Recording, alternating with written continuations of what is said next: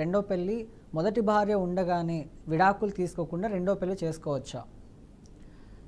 అదేంటంటే మతం నుంచి మతం అనేది మారుద్ది. ఒకవేళ హిందూస్ అయితే హిందూ మ్యారేజ్ యాక్ట్ ప్రకారం ఏంటంటే ఒక్కరిని చేసుకోవాలి.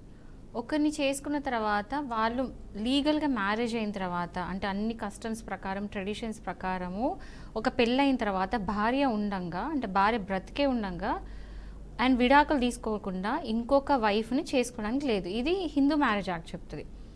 ఒకవేళ ముస్లిం యాక్ట్కి వస్తే ఏంటంటే ముస్లిమ్స్ వచ్చి 4 పెళ్ళిళ్ళు చేసుకోవచ్చు. అది ఓన్లీ హస్బెండ్ మాత్రమే, అంటే ఒక మ్యాన్ మాత్రమే తను 4 పెళ్ళిళ్ళని చేసుకోవచ్చు. అంటే అతనికి 4 వైఫ్స్ ఉండొచ్చు. అదే ఇప్పుడు ఒకవేళ ఇండియన్ మ్యారేజ్ యాక్ట్ అంటే ఇది క్రిస్టియన్స్కి అప్లై అవుతుంది. ఈ క్రిస్టియన్స్ కూడా స్ట్రిక్ట్లీ మోనోగమి అంటే ఒక్కరినే చేసుకోవాలి. రెండో భార్యని బ్రతుకున్నప్పుడు ఇంకో పెళ్లి చేసుకోవడానికి లేదు. సో హిందూస్కి క్రిస్టియన్స్కి వచ్చేసి సింగిల్ వైఫ్, ఒక వైఫ్ బ్రతికుండంగా ఇంకో వైఫ్ చేసుకోరాదు. ఈవెన్ డివోర్స్ తీసుకోకుండా కూడా తీసుకోరాదు. బట్ ముస్లిమ్స్కి వచ్చి మాత్రం 4 వైఫ్స్ చేసుకోవచ్చు. మనం రీసెంట్గా అంటే 2 తెలుగు రాష్ట్రాల్లో సంచలనంగా మారిన అఘోరి విషయం గురించి మనం మాట్లాడుకుంటే ఈ రోజే మనకు తెలిసింది ఏంటంటే అఘోరి రెండో పెళ్లి చేసుకుంది. అంటే మొదటి భార్య ఉంది, బట్ ఆ మొదటి భార్యకు విడాకులు అంటే మనము సోషల్ మీడియా మాధ్యమాల్లో చూసుకోవచ్చు. ఆ మొదటి భార్య వచ్చి నాకు విడాకులు ఇవ్వకుండానే ఇప్పుడు రెండో పెళ్లి చేసుకోబోతుంది అని చెప్పేసి. అంటే చట్టపరంగా అఘోరి పెళ్ళి అనేది చాలా సెన్సేషన్గా మారింది. ఎందుకంటే ఆమె ఆల్రెడీ అబ్బాయి నుంచి అమ్మాయిగా జెండర్ చేంజ్ చేసుకుంది. జెండర్ చేంజ్ చేసుకోక ముందే ఒక అమ్మాయితో పెళ్ళి అయింది, బట్ జెండర్ చేంజ్ చేసుకున్న తర్వాత ఇంకొక అమ్మాయితో పెళ్లి చేసుకుంది. సో చట్టపరంగా ఈ మ్యారేజ్ని ఎలా చూస్తుంది చట్టం?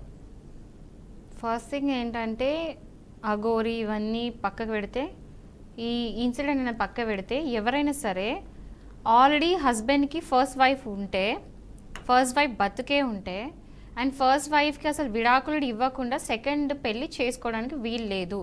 ఒకవేళ కనుక సెకండ్ మ్యారేజ్ చేసుకుంటే సెకండ్ మ్యారేజ్ అనేది వాయిడ్, అంటే అసలు అది పనికిరాని పెళ్ళి, అంటే అది చట్టరీత్యా పనికొచ్చే పెళ్ళి కాదు. ఈవెన్ కోర్టుకి వెళ్ళినా ఎక్కడికి వెళ్ళినా కూడా అది వాయిడ్ అంటారు, అంటే వాల్యూ లేదు, ఆ మ్యారేజ్కి అనేది వాల్యూ లేదు. సో ఇప్పుడు ఈ టాపిక్ అని పక్క పెడితే వీళ్ళ ఇన్సిడెంట్ గురించి నాకు మాట్లాడే యాక్చువల్ ఇంట్రెస్ట్ కూడా లేదు, నేను మాట్లాడదలుచుకోలేదు. బట్ ఎవరైనా సరే ఒకవేళ బ్రతికి ఉన్నప్పుడు సెకండ్ వైఫ్ చేసుకోవడానికి లేదు. సెకండ్ మ్యారేజ్ కనుక చేసుకుంటే అది వాయిడ్ అవుతుంది, ఆ మ్యారేజ్ చట్టరీత్యా వ్యాలిడ్ కాదు. ఆ ఏ కోర్టుకి వెళ్ళి క్వశ్చన్ చేసినా అది పనికిరాని పెళ్ళి, సింపుల్గా చెప్పాలంటే. So compulsory first wife either చనిపోయి ఉండాలి, లేకపోతే విడాకులు చట్టరీత్యా తీసుకొని ఉండాలి. ఆ డివోర్స్ జడ్జిమెంట్ ఆ డిగ్రీ పట్టుకొని ఉండాలి, అప్పుడే సెకండ్ మ్యారేజ్కి వెళ్ళొచ్చు. సో